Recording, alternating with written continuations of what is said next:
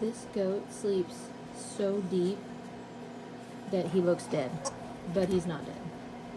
Why do you do that to me, Bone Crusher? You scare the hell out of me.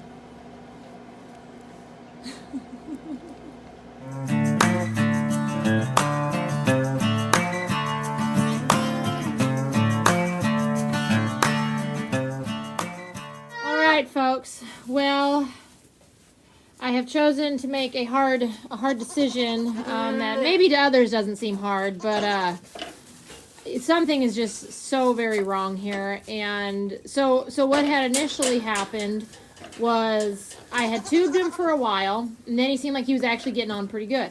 They're kind of right between right around week 3. I thought, okay, I think we're doing good. And so I just let him go, and I thought it was going well. And so we had actually torn down her mega pen and let her out. And then today, he's between 4 and 5 weeks old, I believe. And then today I realized that her udder looks strangely big. I shouldn't say strangely big. The one side of it that is big looks strangely big. Couldn't figure that one out. And see, normally, like right now, I just put hay in there. Normally, she's not looking at me when I'm out here, and I haven't had a reason to look at her udder in such a manner, because normally at this stage, if there were to be a sore, it doesn't happen around week 3 and 4. At least I've never seen it. I'm sure it happens. It can be common, but anyway, yeah. So she hasn't been letting. I actually think because I've noticed that sore, and actually I think it is healing. It is not raw anymore. That sore is healing, and he has started to act a little off. And I don't think she's letting him nurse, which rightfully so. I mean, that's one hell of a sore. And so we have just opted today that this is just the final straw. And so we're going to bring him in the house. He's going to be a house goat indefinitely until, I think it's going to take a lot. Hopefully it doesn't. Pray it doesn't. But I'm going to tube him while I try to get him on the bottle, which I should have done from the beginning, but he's just not doing good. This isn't good. It's not normal. I'm tired of watching this and just trying to make it work out, and it's just not. She's a good attentive mom, but I think because of the sore, and he does have teeth like razor blades. Very, very sharp. The sharpest teeth I've ever felt. And so what we're going to do today is... I should say, by looking at her udder, by her, I've taken her temperature, manipulated her udder. I don't think she has mastitis. I think she has literally just stopped letting him feed altogether because it hurts, which I can't say as I blame her. But yeah, so this is kind of the last straw. So he's going to come in and be a house goat, and we're just going to hope and pray like hell that we can get him on the bottle. And actually, what I forgot to add was that I'm going to keep her in her stall here for the next 3 or 4 days and just keep an eye on her udder and make sure that that's not something more insidious than just her drying up. So I just wanted to add that. Well, good morning, everyone, and welcome to my bathroom. This is an update on Bone Crusher. So where I left off in the first part of this video is it was Valentine's Day. And we had just decided that it was time. I had noticed the big sore on Tori's basically the one side of her bag that is there. And I was basically kind of suspicious that she had already weaned him. And anyway, so what had happened, are you going to get on the camera? Yeah? Oh, you're peeing. You're peeing on my floor. Ugh. Bone crusher. But anyway, so what had happened is I had decided, it was around lunchtime, and he was acting a little bit off, but not really, he always acts like that. Like, he was always hunchy, and he always acted a little cold, and, he's just, well, look at him. He's just a little guy. And so, for him, his behavior was a little off, but not like insanely off. And so it's like, I was just concerned that she had weaned them, and with that big sore, like, that's not good for her. It's not good for him if she's not letting him nurse. And obviously I understand why she wasn't letting him nurse. And so, okay, it's not feeding time yet. Oh, he bites. Look at him. It's voracious appetite. But anyway, so I decided, because at that time I didn't realize what was happening, and so I decided, I'm like, I thought everything was still fine. Like, I did not realize Bones, I call him Bones for short, that Bones was actually on his way to meet Jesus. So I did not realize the severity of the situation at the time on Sunday. So I had told Brandon, I'm like, okay, we'll wait. I'll let the kids, because like I'm still assuming that I'm basically weaning him early and just trying to get him on a bottle. And so I was a little afraid that I was kind of damning him to a death sentence, because that isn't something that you want to do, because it's very hard to.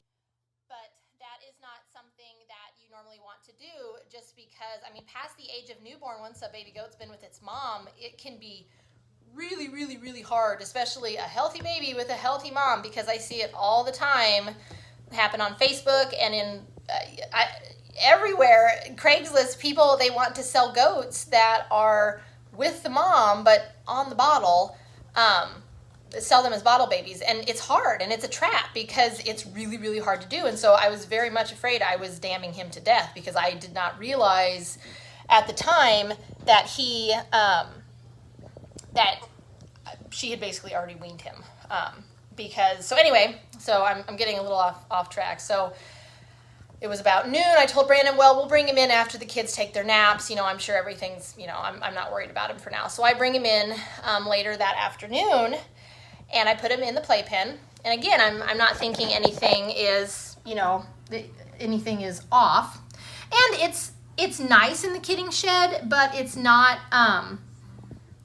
it's definitely not like our house. We keep our house pretty warm in the winter, and we put him in the playpen right next to the heater. And it gets really warm on that part of the house. And so I put him in the playpen. I walk away. I think nothing of it. Like, I'm going to start, prepping, because I was going to syringe feed him, and I'm just kind of getting, everything else ready, making, cutting a nipple for him and doing that type of stuff, right? Well, then I walk back over to syringe feed him, and he's still all hunched over with his head down and his tail down, and just is not not at all acting how he should. And I'm like, I should probably take his temperature before I tube feed him, because you never want to feed a baby on a cold stomach, because I would think you would kill them, because you're basically loading their stomach up, and there's no way for the stomach to process it, because the stomach's literally not working. Because if it's below, to my knowledge, if it's below 100 degrees Fahrenheit, that's when the rumen stops working. And so anyway, I took his temperature, and it was 99.6. And I'm like, oh my gosh, like he is on his way to meet Jesus right now. So, but I told him that's not happening. He's not meeting Jesus today. So we put him in the bath, and his temperature came right back up to 102.6. I put him back in the playpen, and I gave him a shot of B complex and a shot of dextrose solution. B complex is to help the rumen, and the dextrose is to help maintain body temperature. And come here, Bones. Oh, he's not gonna come here. And I tubed him.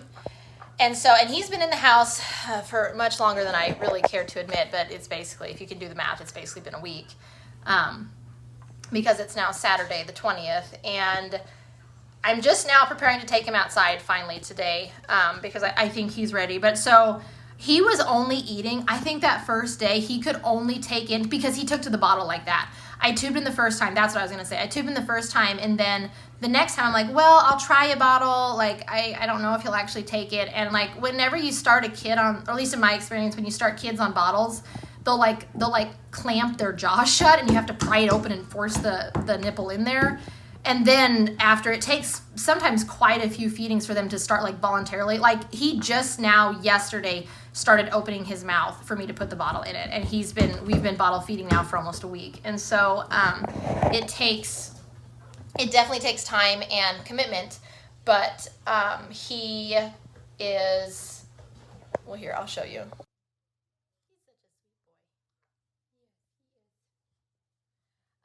But anyway, so he took right to the bottle, but the problem was that I think that first day I could only get him, it's like he could only stomach like 15 ounces, which is way, way below what you want a baby goat to be eating a day, and especially a 1-month-old goat. Like, they need to be eating way more than that, and the fact that his poor little stomach could only handle 15 ounces, I mean, it says a lot. Like, that explains why he's in the condition that he is, because he looks like a newborn, but he's most definitely not a newborn.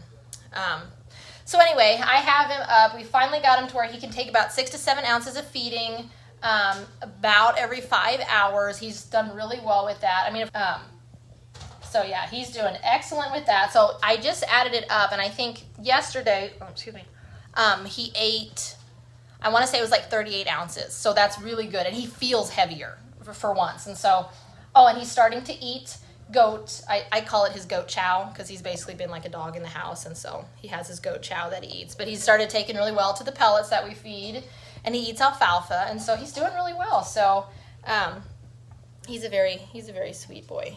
Yes, aren't you sweet, Bones? But yeah, today is the day. Bones is gonna go outside. We're gonna put him in the doe shed. So we weaned the December kids, and I'm going to build him a pen in the doe shed, so that, because it stays, that's the nicer of the 2 weaning sheds, and it stays really, really like the perfect temperature in there. And I'll give him a little heat lamp, but he's definitely ready to go be a goat and go do big goat things. So yes, he is. Here, are you falling asleep? Or is you a tired goat? Oh no, please don't bite me. You have the sharpest teeth in the world. You got the itchies? Yeah, he's a good boy. But yeah, I mean, he's putting on weight. Well, that's what I was going to say too, is that I ordered a digital scale, like a hanging digital scale, and like a, what do you call it, like a weight strap, or a kid sling. That's what it's called, a kid sling. And I'm going to start doing weekly weights on him just to make sure. But I can tell already he's put on weight, so I'll start doing weekly weigh-ins for him to see how he's progressing. But yeah, he looks good. He's healthy. He's even been doing the running jumps that you want to see your kids doing, and yeah, and even his overall like posture, his tail's up, he's not hunched over anymore. He looks so much better. He's still got a long ways to go, but he looks so much better than what he did. So far so good. All right, this is the last bottle before we go outside and to his outside home, and he's doing pretty good. All right, so Bones has made his move into his big boy pen. He has lots of room in here for being a little guy, and I made sure to put him in with, this will be, I have to split them up this weekend. This will be the doe shed, the doeling shed, but so we don't have as many does, so this shed could spare the room for him to have a pen, but he has a heat lamp, he has feed. So I kind of have a love-hate relationship with hanging feeders. And my reason for having a love-hate relationship with hanging feeders is that they work really good for animals that are in the pen for a short amount of time. So like when you're traveling to shows, and usually those are older goats. I guess we've never had problem with older animals getting stuck in the hanging feeders, but we had a very bad experience last winter when we had the first shed, the east weaning shed put up. We didn't put a hay there in the background, a big freestanding V feeder. We had the hanging basket feeders that like what you would take to a show and hang in the pen, and we just had those up. Well, when we weaned, that next morning we came out and we had probably 3 or 4 kids that were injured, like limping on front or back legs. And it was like, God, this is really weird. Like how, because at that time there was literally, we had a few troughs hanging for them and that was it. And then the baskets. I mean, I'm sure I have pictures of it from last year somewhere on our social media. And at first we could not figure out how we had so many kids that had injuries. And all of them came out. Some, it took longer than others, but all of them came out of their injuries, but we just thought it was so strange. Well, then it was probably a few days later, I happened to be, I don't know if I was feeding, I was doing something in the pens, and I realized that, oh my gosh, they're jumping up to eat, and then they're hooking their little baby legs like over one of the bars of the feeder, and then when they go to jump down, they either jump down too fast, or maybe they turned while they were eating and they got their leg like caught crooked in one of those baskets, and it's like, oh yeah, no. So those went out, and we moved in regular feeders. And these, I'm sure Brandon has shown you, but we bolt them to the wall because they can tip over. And last year they killed one of our does because it flipped over. One doe flipped it over on another doe. And I don't know if it broke her neck or if she just suffocated, but it was a bad deal. So with goats, there's always lessons learned. I'm going to get Bones a little deal of water he can have in there, so when he's ready to start drinking water, he can. And yeah, like I said, I have a love-hate relationship with the basket. I think we'll put a basket in there for now since he's not quite, he's a month old, but he's still pretty little, and he should be fine because he needs hay, and I really don't want to hay him. I really don't want to hay him on the ground. So, but anyway, he just finished 8 ounces. This is the first time he's ever had 8 ounces, so that was really good. And this will be good. Bring him outside on a full tummy and let him get acclimated to being a goat, because I can no longer have a goat in my house. My house probably smells like a barn right now, and unfortunately I'm probably acclimated to it, so I don't notice it, but I'm pretty sure it does. But anyway, yeah, so he's doing good. I should have his digital scale and the kid sling here on Monday. This is Saturday, and so I should have it here on Monday, so we'll start doing weekly weigh-ins to see, to make sure that he's doing what he's supposed to be doing. But he's already, even his posture is different than what it was. And so, yeah, he's got a big full belly, and yeah, he's looking good. So we will just hopefully watch him grow and prosper. And yeah, so far it's been a happy story for Bones.